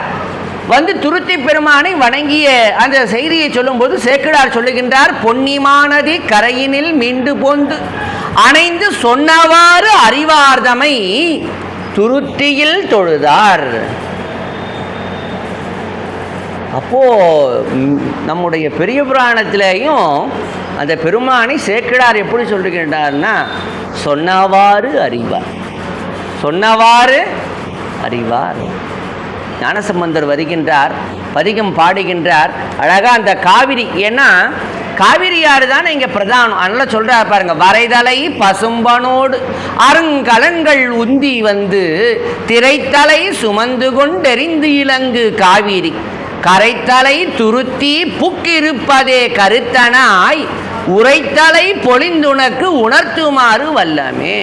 இந்த காவிரியில் பொன்னும் மணியும் ஒன்று என்னென்னலாம் அடிச்சுட்டு வருதுன்றார் பாருங்க. வரைத்தலை பசும் பொன்னோடு அரும் கலன்கள், இந்த தங்க ஆபரணங்கள்லாம் காவிரி ஆற்றுல அடிச்சுட்டு வருதான். ரொம்ப அழகாக நம்முடைய திருவண்ணாமலையை சொல்லும் பொழுதும் ஞானசம்பந்தர் பாடும்போது சொல்லுவார் என்னன்னா, அங்கே மலையில் முத்துக்கள், ஏன்னா மலையில் பார்த்தீங்கன்னா அந்த மூங்கல்களில் முத்து கிடைக்கும்னு பார்க்குறோம். அந்த குறப்பகலின்னு சொல்லக்கூடிய பெண்கள் எல்லாம் முத்துக்களையும் நவமணிகளையெல்லாம் சேகரித்து குவியல் குவியலாக திருவண்ணாமலை உச்சியில் வச்சுருக்காங்களாம். வைத்துக்கொண்டு அவர்களெல்லாம் ஆடி பாடி என்ன பண்ணுறாங்க, அவற்றையெல்லாம் மலை மீது இருக்கக்கூடிய காலத்தில் திடீர்னு ஜோன்னு மழை வந்துட்டான். மழை வந்தோடனே என்ன ஆயிடுச்சு, அந்த பொன்னும் மணியும் முழுவதுமாக அவர்கள் சேகரித்ததெல்லாம் அந்த வெள்ளத்தில் அடித்து அருவியில் விழுந்து அப்படி கீழே அண்ணாமலையார் கோயிலை சார்ந்து வருகின்றதுன்னு ஞானசம்பந்தர் சொல்லுவார். அது போல் என்னென்னா, இங்கே இடத்துல பாருங்கள், அந்த நீர் போக்கின் காரணமாக பொன் ஆபரணங்கள்லாம் அடிச்சுட்டு வருதான். வரைத்தலை பசும்பனோடு அரும் கலன்கள் உந்தி வந்து திரைத்தலை சுமந்து கொண்டு எரிந்து இலங்கு காவிரி கரைதலை துருத்தி புக்கி இருப்பதே கருத்தனாய் உரைத்தலை பொழிதுனக்கு உணர்த்துமாறு வல்லமே. அப்போது ரொம்ப அழகாக இந்த தலத்தில் நம்முடைய ஞானசம்பந்த பெருமான் அழகாக என்னன்னா, 2 பதிகங்கள் பாடுகின்றார். அந்த 2 பதிகங்கள்ல என்ன சிறப்பு அப்படின்னா, தனியாகவும் திருத்துருத்தியை பாடியிருக்கார். தனியாகவும் துருத்தியை பாடியிருக்கார். இந்த பக்கத்திலேயே காவிரி ஆற்றுக்கு தென்கரையில் நம்முடைய சொன்னவார் அறிவார் திருக்கோயில், காவிரி ஆற்றுடைய வடகரையிலே திருவேள்விக்குடி. நான் சொன்ன உடனே ஐயா முதலே சொல்லிட்டு இருந்தாங்க திருவேள்விக்குடின்னுட்டு. ஏன்னா பக்கத்தில் தான் திருமணஞ்சேரி இல்லைங்களா? திருமணஞ்சேரின்னு பார்க்குறேன். இன்னைக்கு எல்லாரும் கல்யாண பிரார்த்தனைக்காக எல்லாரும் சொல்லக்கூடிய புகழ்பெற்ற திருத்தலம் திருமணஞ்சேரின்னு பார்க்குறோம். மேலை திருமணஞ்சேரி, கீழே திருமணஞ்சேரி. அங்கே தான் பார்த்தீங்கன்னா எதிர்கொள்பாடி சாமிக்கு கல்யாணத்துக்காக அவர் வந்த எதிர்கொண்டு அவரை வரவேற்ற இடம் எதிர்கொள்பாடி. மனம் நடந்தது மணஞ்சேரி, அவருடைய மன வேள்வி நடந்தது வேள்விக்குடி என்பார்கள். அதுபோல சுவாமி வருகை தந்த இடம் எங்கன்னா அந்த உத்தாள மரத்தின் கீழே சுவாமி நம்முடைய திருத்துருத்தியில் தான் மணவாளனாகவே வருகை தந்தார் சிவபெருமான்னு பார்க்கிறோம். அதனால தான் நம்முடைய ஞானசம்பந்த பெருமானுக்கு இந்த தலத்திலே பெருமான் எப்படி காட்சி கொடுத்தாராம் அப்படின்னும்போது சேக்கிழார் சொல்லுகின்ற சாமி கல்யாண காட்சி கொடுக்கிறார். எங்க ஞானசம்பந்த பெருமானுக்கு மணவாள நம்பியாக மாப்பிள்ளை சுவாமியாகவே யார் காட்சி தருகின்றாராம்? சொன்னவார் அறிவார் காட்சி தருகின்றாராம். அதுவும் எந்த நேரத்தில் அப்படின்னா பகல் நேரத்தில். ஏன்னா இரவு நேரத்தில் அவர் மணவாளராக இருக்கக்கூடிய தலம் எது அப்படின்னா திருவேள்விக்குடி. சாமி ராத்திரி நேரம் ஆனால் எங்கே போயிடுறாராம்? காவிரியினுடைய வடகரையிலே இருக்கக்கூடிய வேள்விக்குடியிலே அங்கே தங்கி மணவாள நம்பியாக அங்கே காட்சி தருகின்றாராம். பகல் பொழுதுனா எங்கே வந்துடுறாராம்? பகல் பொழுது அப்படின்னா திருத்துருத்திக்கு வந்துடுறாராம், குத்தாலத்துக்கும் வந்துடுறாராம் சாமி. மாப்பிள்ளை சுவாமியே இங்கே இருக்கிறாராம். அதனால் சொல்கிறாரு பாருங்க, செழுந்திரு வேள்வி குடியில் திகழ் மணவாள நற்கோலம் பொடிந்த புனல் பொன்னி மேவும் புனித துருத்தி இரவில் தழும்பிய தன்மையும் கூட தன் தமிழ் மாலைகள் பாடி கொழுந்து வெண்திங்கள் அணிந்தார் கோடிக்காவிரி சென்றடைந்தார். அப்ப என்னன்னா ரொம்ப அழகா சொல்றார் பாருங்க. இந்த இடத்துல சாமி பகல்ல எங்க இருக்காரு? திருத்துருத்தி. கல்யாண காட்சி எங்க? பகல்ல திருத்துருத்தி. அதனாலதான் இன்னைக்கு கூட பார்த்தீங்கன்னா ஒவ்வொரு ஆலயங்களுக்கும் எல்லா நேரங்களிலும் எல்லா காலங்களிலேயும் நாம் சென்று தரிசித்தாலும் ஒரு சில ஆலயங்களுக்குன்னு பார்த்தீங்கன்னா இந்த காலத்தில் வணங்குவது சிறப்பு அப்படின்னு அந்த நேரங்காலம் உண்டு. திருவாரூரில் காலையிலையும் வணங்கலாம், மத்தியானமும் வணங்கலாம், சாயங்காலம் வணங்கலாம், ராத்திரியும் வணங்கலாம். ஆனால் திருவாரூரிலே தியாகேச பெருமானை ஒரு நாளில் எந்த பொழுதில் வணங்குவது சிறப்புன்னு பார்க்குறோம். சாயராட்சி பாருங்க, அம்மாவுக்கு ஒரு கரவொலி எடுப்புங்க. அப்போ சாயங்கால நேரம் சிவகலைகள் எல்லாம் எங்கன்னா நம்முடைய திருவாரூரில் சாயங்கால நேரம் அர்த்தஜாமமா சிதம்பரம்னு பார்க்கும் இல்லைங்களா? அது போல் என்னென்னா பகல் வேளையில் இன்னும் பார்த்தீங்கன்னா பஞ்சாரண்ய ஸ்தலங்கள்லாம் பார்த்தீங்கன்னா நேரமே உண்டு. பஞ்சாரண்ய தலங்கள் ஒன்று ஒரு காலை நேரத்தில் எந்த கோயில், மத்தியான நேரத்தில் உச்சி காலத்தில் எந்த கோயில், சாயரட்சி எந்த கோயில், அர்த்தஜாமம் எந்த கோயில் வணங்கணும்லாம் உண்டு. அது போல் பார்த்தீங்கன்னா திருத்துருத்தி பகல் பொழுது. அதனால் இங்கே ஞானசம்பந்தர் பாடுறார், ஓங்கி மேல் ஒளிதரும் ஒளிபுணர் கங்கையை ஒரு சடை மேல் தாங்கினார் இடுபலி தலைகளனாக கொண்ட தம் அடிகள் பாங்கினால் உமையொடும் பகலிடம் புகலிடம் பைம்போடில் சூழ். சாமி பகல்ல விரும்பி இருக்கக்கூடிய இடம் எதுவா? திருத்துருத்தி. எப்படி இருக்குன்னு நினைச்சு பாருங்களேன். 4 பக்கமும் தண்ணி. பகல்ல எப்படி இருக்கு? சாமி எப்படி இருக்காராம் பாருங்க. சில்லு சில்லு சில்லு சில்லுன்னு நல்ல தன் என்று சொல்லக்கூடிய குளிர்ச்சி. ஏன்னா பகலில் தான் என்ன உண்டு? வெயில் அடிக்க இல்லையா, கடுமையான வெப்பம் இருக்கும். அப்போ நமக்கே என்ன பண்ணுறோம்? ஒரு ஏசி வேணுமோ அப்படின்னு நம்ம போட்டுக்கிட்டுறோம். காற்று ஃபேன் காற்று இல்லைன்னா நம்மளால் இருக்க முடியாதுன்னு நம்ம நினைக்கிறோம். சாமி எப்படி இருக்காருன்னா நாற்புறமும் காவிரி சூழ திருத்திக்கு பகல் நேரமான திருத்துருத்திக்கு இருக்கிறாராம்.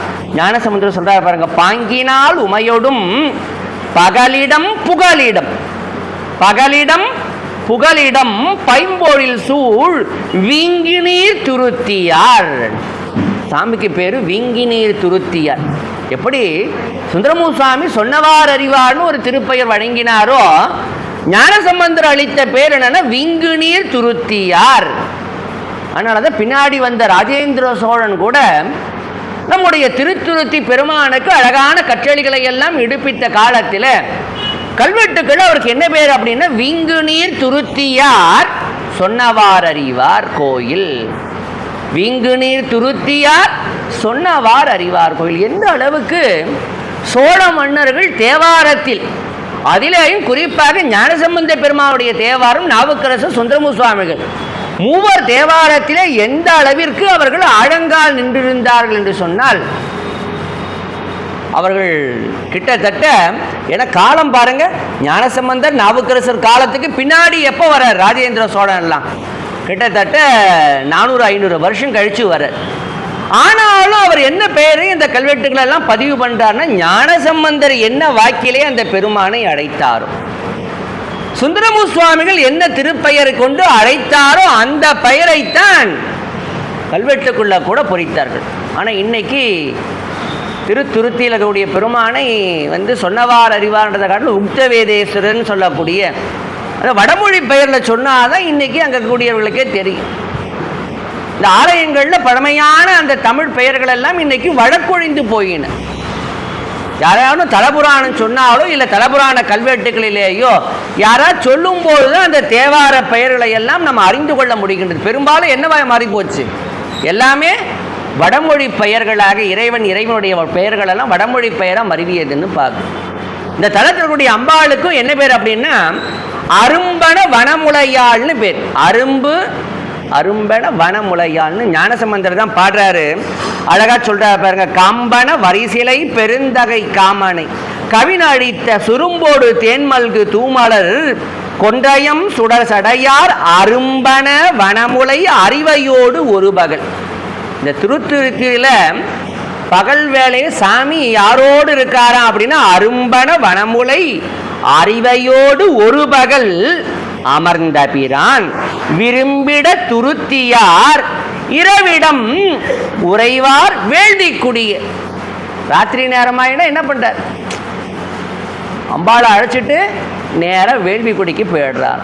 அப்போ இன்னைக்கு அந்த அம்பாளுக்கு பெயர் என்னன்னா, ரொம்ப அழகா சொல்லும் போது அழகான இந்த தமிழ் பெயரை இன்றைக்கு வடமொழியில் சொல்லுகின்ற காலத்தில் மிருத்து முகிழாம்பிகை, மிருத்து முகிழாம்பிகை இன்னைக்கு வழக்கத்தில் அப்படிதான். ஆனால் என்னன்னா அந்த அழகான திருமுறை பெயர்கள் ஒவ்வொரு தலங்களிலேயும் அந்த தேவார திருவாசகங்களிலே இடம்பெற்ற திருப்பெயர்கள் மீண்டும் புழக்கத்திற்கு வர வேண்டும். அடியார்கள், வணங்கக்கூடிய அடியார்கள் எல்லாம் அறிந்து கொள்ள வேண்டும். அதை என்ன பண்ணணும், அங்கங்கே எழுதியாது வைக்கணும். அந்தந்த ஆலயங்களில் எழுதியாது வைக்க வேண்டும்.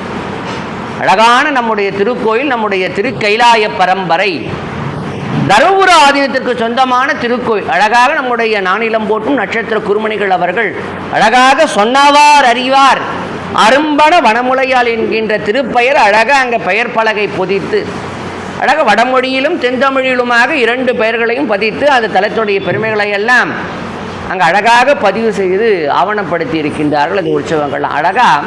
ஏன்னா நம்முடைய ஞானசம்பந்தர் நாவுக்கரசர் எப்படி வணங்கினாரோ அதே போல் என்னன்னா சுந்தரமுசாமி வர சுந்தரமுசாமி இங்கே பாடுகின்ற காலத்தில் ரொம்ப அவருக்கு என்னன்னா மன துயரம், சொல்ல ஒண்ணாத துயரம். எப்படி இங்கே 2 கண் பார்வை இழந்து திருமுல்லை வாசல்ல அழுது புலம்பினாரோ பார்வை இல்லாது,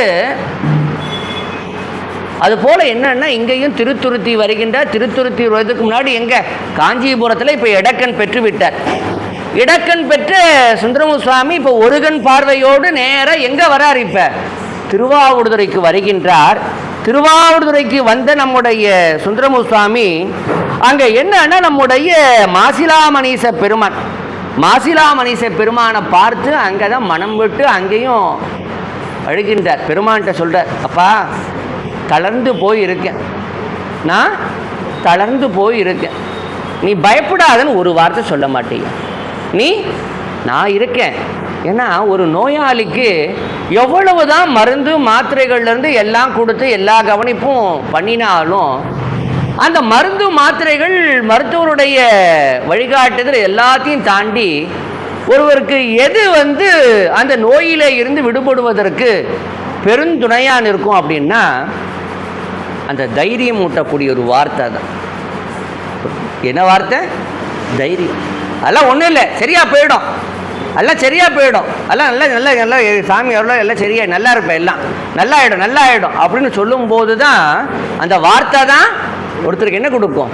ஒரு பெரிய ஒரு உந்து சக்தியாக அவர்களுக்கு கொடுக்கணும்னு பார்க்குறான். அதனால் இந்த இடத்துல அப்படி ஒரு வார்த்தையை சொல்ல மாட்டியான்னு கேட்குற. மண்ணின் மேல் மயங்கி கிடப்பேனே வலிய வந்து என்னை ஆண்டு கொண்டானே கண்ணிலேன் கண்ணிலேன் உடம்பில் அடு நோயால் கருத்தடிந்து உனக்கே பொறை ஆனேன் தென்னிலா எரிக்கும் தடையானே தென்னிலா எரிக்கும் தடையானே தேவனே திருவாவடுதுறையுள் அண்ணலே எனை அஞ்சல் என்று அருளாய்.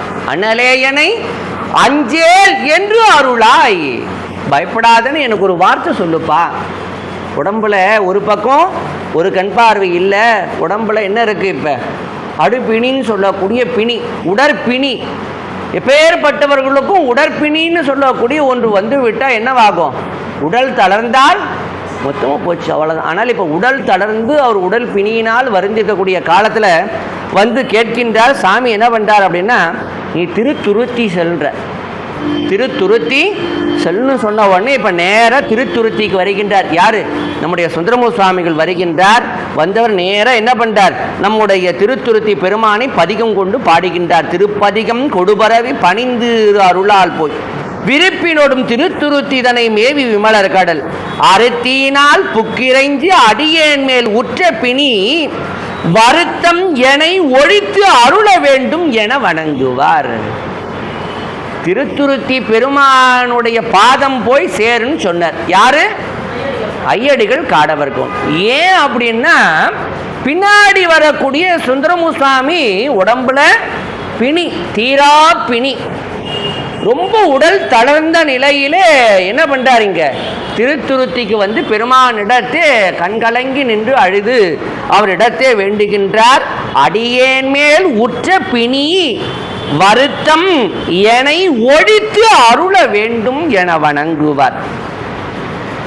மிக்க புனல் தீர்த்தத்தின் முன் அணைந்து வேதம் எல்லாம் தொக்க வடிவாய் இருந்த திருத்துருத்தியார் தமைதொழுது புக்கதனில் மூழ்குதலும் புதிய பிணி அது நீங்கி அக்கணமே மணி ஒளி சேர் திருமேனி ஆயினார். சாமி கிட்ட வேண்டினார். சொன்னவாறு அறிவர். அவர் பேரை யார் சொல்றாரு? இவர் தான் சொல்றார். இவர் என்ன சொல்றாரோ அதை யார் அறிகின்றார்? சிவபெருமான் அறிகின்றார். சொன்னவாறு அறிவார். சுந்தரா, இந்த வடகுலம், ஏன்னா சாமி பார்த்தீங்கன்னா குத்தாலத்தில் திருத்துருத்தியில் எப்படி இருப்பார்னா மேற்க நோக்கி இருப்பார். சாமி மேற்க நோக்கிய சன்னதி, அம்பாள் அப்படி தெற்க நோக்கி இருப்பார். அம்பாளுக்கு பின்னாடி தான் வடகுலம்னு பேர். வடக்கில் இருக்கனால கோயிலுக்கு வடக்கில் இருக்கனால வடகுலம்னு பேர். அந்த வடகுலத்தில் நீ சென்று நீராடுவாயாக, உன்னுடைய பிணி தீரும்ன்றார். சுந்தரம் சாமி நேராக எங்கே வரார்? அப்படி கோயிலை வளமாக வந்து அந்த வடகுலத்தில் பெருமானை இணைந்து இறங்கி அப்படி நீராடுகின்றார். வடகுலத்தில் நீராடுகின்றார். நீராடி அப்படி மூழ்கி எழுந்த உடனே எப்படி இருக்காரு? இப்போ உடற்பிணி தீர்ந்து அந்த சரும நோய் எல்லாம் நீங்கியவராக, அப்படி ஒரு எல்லாரும் பார்த்து வியக்கும் அளவாக இல்லையா? ரொம்ப அப்பர் பெருமான் பார்த்தீங்கன்னா அங்கே மானசரோவரில் மூழ்கினார். திருவையாறில் அங்கே மூழ்கும்போது எப்படி இருந்தார்? உடம்பெல்லாம் பார்த்தீங்கன்னா ஆளும் நாயகன் திரு கைலை காட்சியை காணின் அல்லாது மாலும் விடற்கொண்டு மீளேன்னு உடம்பெல்லாம் அங்கமெல்லாம் தேய்ந்து தேய்ந்து உடம்பெல்லாம் இப்படி சதையெல்லாம் இல்லாமல் எலும்பும் தோளுமா, எலும்பு மட்டுமே இருக்கக்கூடிய எலும்பு கூடோட மூழ்கியவர் இங்கே எப்படி எழுந்தார்? புது பொலிவோடு எழுந்தார் திருவையாற்றில்னு பார்க்க. அதுபோல சுந்தரமூர்த்தி சுவாமிகளும் திருத்துருத்தியில் அப்பேற்பட்ட தீரா பிணி, அந்த உடற்பிணியோடு உள்ள மூழ்கி எழுந்தவர் இப்போ மேலே எழுகின்றார். எழுந்த உடனே குளக்கரையில் அத்தனை பேரும் பார்க்கின்றார்கள். பார்க்கவர்கள்லாம் அதிசயிக்கின்றார்கள். கண்டவர்கள் அதிசயப்ப கரையேறி உடை புனைந்து மண்டு பெறும் காதலினால் கோயிலை வந்து அடைந்து தொண்டர் எதிர் மின்னுமா மேகம். அப்பதான் என்ன பதிகம் பண்றார் சுந்தரமுசாமி? மின்னுமா மேகம் எனும் சொல் பதிகம் என் திசையும் அறிந்துய ஏழிசையால் எடுத்துரைத்தால். அப்பதான் 7 உலகம் அறியும் விதமாக அந்த பெருமானை பாடி பரவுகின்றார். மின்னுமா மேகங்கள் பொழிந்திடு அருவி. ஏன்னா ஊரே பேரே, ஊருக்கு பேரே துருத்தி, சாமிக்கு பேரே விங்கு நீர் துருத்தியார்னு பேரு. காவிரி ஆற்றுடைய காரணமாகத்தான் அவருக்கு பேரு. அதனால இந்த அருவி சொல்றார் பாருங்க. வானத்தில் மின்னல்கள் மின்னுகின்றன, மின்னல் மின்னி அந்த மேகங்கள் பொழிந்து அருவியாக ஓடோடி அந்த காவிரி என்ன பண்றா, வேக வேகமா துருத்தியை நோக்கி வருகின்றாளாம்.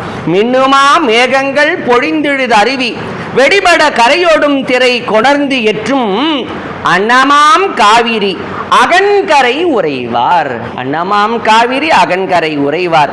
அடியினை தொழுதேடும் அன்பராம் அடியார் சொன்னவாறு அறிவார். அடியார் சொன்னவாறு அறியார் துருத்தியார் வேள்வி குடியுள்ளார். ஏன்னா சுந்தரமூ சுவாமிகிட்ட எப்பவும் என்ன ஒரு பழக்கம் அப்படின்னா, ஞானசம்பந்த பெருமானும் சுந்தரமூ சுவாமிகளும் எப்படி பயணித்தார்களோ அவருடைய பாதையில் பயணிப்பது தான் அவருக்கு பிடித்தமான ஒன்றுன்னு பார்க்குறோம். ஞானசம்பந்த பெருமான் தனியாகவும் ஒரு பதிகம் பாடினார். திருத்துருத்தியும் வேள்விக்குடியும்னு 2 கோயில்களையும் இணைச்சு என்ன பண்ணார், ஞானசம்பந்தர் பதிகம் பாடினார்னு பார்க்கும். அதே போல சுந்தரமூ சுவாமி என்ன பண்ணுறாரு, திருத்துருத்தியையும் வேள்விக்குடியையும் இணைத்து ஒரே பதிகமாக பாடுறார். நிறைய பேர் தேவார ஸ்தலங்கள் போவாங்க, தேவார ஸ்தலங்களுக்கு தல யாத்திரையாக போவாங்க. போகிறவங்க பார்த்தீங்கன்னா ஏதேனும் ஒரு கோயிலுக்கு போயிட்டு இன்னொரு கோயிலுக்கு போக மாட்டாங்க. இப்போ ஒன்றும் வேண்டாம், உங்களுக்கு உதாரணத்தை சொல்கிறேன். இங்கே நம்ம அடியார்களில் திருவாலங்காடு எல்லாரும் கட்டாயம் தரிசனம் பண்ணியிருப்பீங்க. பக்கத்தில் இருக்கக்கூடிய ஊர் தான் பழையனூர்னு பேர். பழையனூருக்கு எத்தனை பேர் போயிருக்கீங்க? பழையனூர் தழுவ குடைந்தநாதருடைய ஆலயம். பெரும்பாலும் யாரும் போயிருக்க மாட்டாங்க. விஷயம் தெரிஞ்சவங்க, திருமுறையிலே ஈடுபாடு உடைய ஒரு அருளாளர் ஒரு நம்முடைய அம்மையாருடைய சரிதங்கள் எல்லாம் அறிந்த ஒருவர்கள்லாம் பெரியவங்களாம் கட்டாயம் பழையனூர் போய் பழையனூர் சிவன் கோயிலும் போய் வணங்குவாங்க. அப்படி தான் வணங்கணும். ஏன்னா தேவாரத்தில் அழகாக நம்முடைய மூவர் முதலிகளுமே எப்படி பாடினார்கள் அப்படின்னா, அந்த திருவாலங்காட்டை பழையனூர் திருவாலங்காடு துஞ்ச வருவாரும் தொழுவிப்பாரும் வடிவிப்போய் நெஞ்சம் புகுந்த நெய்விப்பாரும் முனை நெற்பாய் வஞ்சப்படுத்துறுத்தி வானால் கொள்ளும் வகை கேட்டு அஞ்சும் பழையனூர் ஆலங்காட்டும் அடிகளாரே. திருவாலங்காட்டை மட்டுமா பாடினாரு? பழையனூர் திருவாலங்காடு. இந்த பக்கம் பழையனூர், ஊருக்கு பேர் பழையனூர். அந்த பழையனூர் இருக்கக்கூடிய ஆலவனம், அந்த காட்டில் இருக்கக்கூடிய பெருமான் தான் யாரு? ஆலங்காடர். அப்போ அந்த ஊரையும் சேர்த்து வணங்க வேண்டும். அப்போதான் தேவாரத்தல யாத்திரைனா. அதனால் திருவாலங்காட்டை சொல்லும்போது ஒன்றாய் உலகனைத்தும் அனார்தாமே ஊழிதோருள் இருந்தார்தாமே நின்றாகி எங்கும் நிமிர்ந்தார்தாமே நீர்வழித்தி ஆகாசம் ஆனார்தாமே கொன்றாடும் கூற்றை உதைத்தார்தாமே கோல படனை உடையார்தாமே. கோல படனை உடையார்தாமே சென்று ஆடும் தீர்த்தங்கள் ஆனார்தாமே திரு ஆலங்காடுரையும் செல்வார்தாமே. அத்தா ஆலங்காடாவும் அடியார்கடியே நாவென்ற மாதிரி முத்தா முத்தி தரவல்ல முகிழ்மின் முளையால் உமைபங்கா சித்தா சித்தி திறங்காட்டும் சிவனே தேவர் சிங்கமே பத்தா பத்தர் பலர் போற்றும் பரமா பழையனூர் மேய.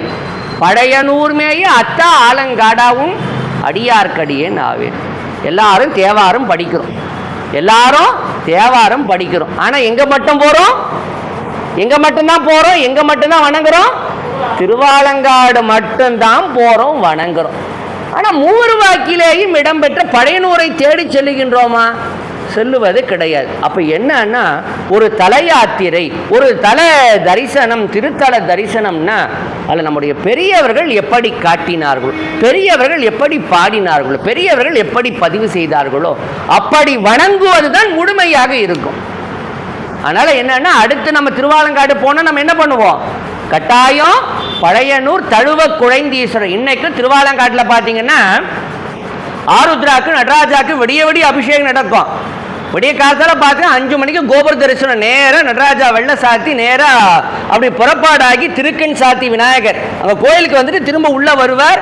வெள்ளை சாத்தி முழுக்க துணி கொண்டு மறைச்சு சாமி அங்கே வந்து அந்த கொடிமரத்தை சுற்றிட்டு நேராக பார்த்து அப்புறம் 8 மணிக்கு புறப்பாடாவார். திருவாலங்காட்டில் இருக்கக்கூடிய 4 மாட வீதிக்கு போகமாட்டார். நல்லா தெரிஞ்சுக்கணும். நடராஜா வெளியில் புறப்பட்டார் அப்படின்னா, கோபுர வாசலை தாண்டி வெளியே வந்தார்னா சன்னதி வீதிகளில் முதல்ல யாரும் தட்டே கொடுக்க மாட்டாங்க. 4 மாட வீதி போகவே மாட்டார். நடராஜர் நேராக எங்கே போவார்? ஆருத்ரா அன்னைக்கு பழையனூர் தான் போவார். முதல்ல நேராக புறப்பட்டு பழையனூர் போய் தழுவக்குழந்தீஸ்வரர் கோயில் வாசக்கூடிய மண்டகப்படி மண்டபத்தில் இறங்கி பழையனூருடைய 4 மாட வீதி சுற்றி மத்தியானம் தான் என்ன பண்ணுவார்? திருவாலங்காடு வந்து 4 மாட வீதியை சுற்றி 2:30 மணி 3 மணி ஆகும் கோபுர வாசல். அப்போ தான் பார்த்தீங்கன்னா சாமி தாண்டவ காட்சி கொடுப்பார். அதனால் இன்றைக்கும் புறப்பாடு அப்படின்னா சாமி பழையனூர் தான் செல்லுவார். அதுபோல நம்முடைய ஞானசம்பந்தரை போலவே நம்முடைய சுந்தரமு சுவாமி என்ன பண்ணுறாரு? திருத்துருத்தியையும் வேள்விக்குடி. அதனால் அந்த திருத்துருத்தியோடு வேள்விக்குடியும் வணங்கணும். சொன்னவார் அறிவார் துருத்தியார் வேள்விக்குடியுள்ளார் அடிகளை செடியனேன் நாயேன் என்னை நான் மறக்குமாறு எம்பெருமானை என்னுடம்படும் பிணி பிணி இடர் கெடுத்தானே. பதிகம் முழுக்க முழுக்க தனக்கு வந்த அந்த தீரா பிணி, அந்த பிணியை யார் கெடுத்தார்? இந்த சொன்னவார் அறிவார் தான். அதனால் நமக்கு வாழ்க்கையில் ஒரு உடல் நலம், நல்ல ஒரு உடல் நலம் ஏதேனும் ஒரு தொய்வு ஏற்பட்டாலோ அப்போ யாரை பிரார்த்தனை பண்ணி எப்படி வழிபாடு செய்ய வேண்டும்னா திருத்துருத்தி பெருமான். ஒரு நல்ல ஒரு நோய் நீங்க வேண்டும், நல்ல ஆரோக்கியம், உடல் ஆரோக்கியம், நல்ல உடல் ஆரோக்கியமாக இருக்கணும் அப்படின்னா திருத்துருத்தி பெருமான் சொன்னவார் அறிவாரை வணங்குவதும் அந்த தீர்த்தத்திலே மூழ்கி நீராடி வணங்க நமக்கு வாழ்வியிலே அந்த பெருமாவுடைய திருவருளினாலே நல்ல எப்பொழுதும் எப்படி இருப்போம்? ஒரு புத்துணர்வோடும் இறை அருளோடும் திகழ்வோம்னு பார்க்குறோம். அதனால தான் நம்முடைய சுந்தரமு சுவாமிகளை தொட நம்முடைய மணிவாசக பெருமானும் அழகாக சொல்லுகின்றார். அவரை தான் உருத்தெரியா காலத்தே உள் புகுந்து, யாரு? திருத்துருத்தி பெருமான் மணிவாசகரும் சொல்றார். உருத்தெரியா காலத்தே உள் புகுந்து என் உளம் மண்ணி கருத்திருத்தி ஊன் புக்கு கருணையினால் ஆண்டு கொண்ட திருத்துருத்தி மேயானை.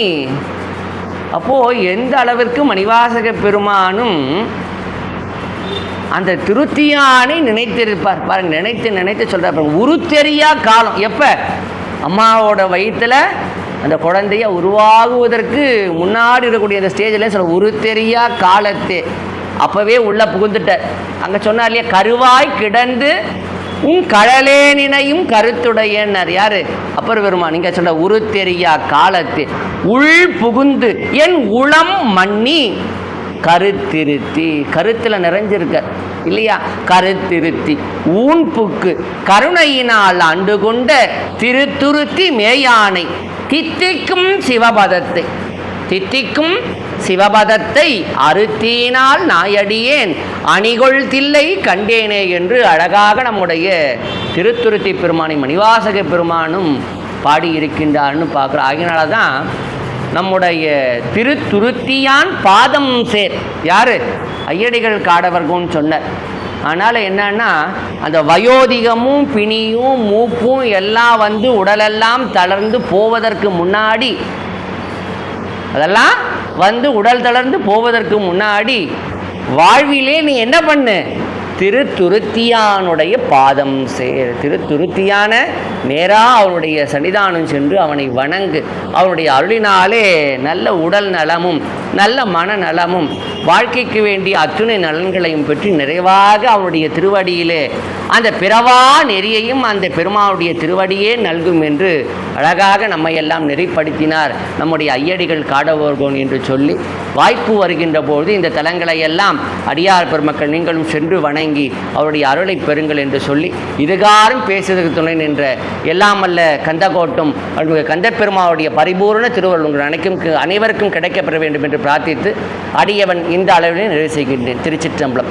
வெற்றிவேல் முருகனுக்கு அரோகரா. வெற்றிவேல் முருகனுக்கு அரோகரா. அடுத்த நிகழ்வு 27/8/2026 அன்று மாலை 6:30 மணியளவில் செந்தமிழ் அரசி டி ஜெயஸ்ரீ அவர்கள் வழங்கும் அன்பே சிவம் என்கின்ற சொற்பொழிவு நடைபெற உள்ளது. அந்த நிகழ்விற்கும் அடியார் பெருமக்கள் அனைவரும் வருகை தந்து செவிமடுக்குமாறு அன்பு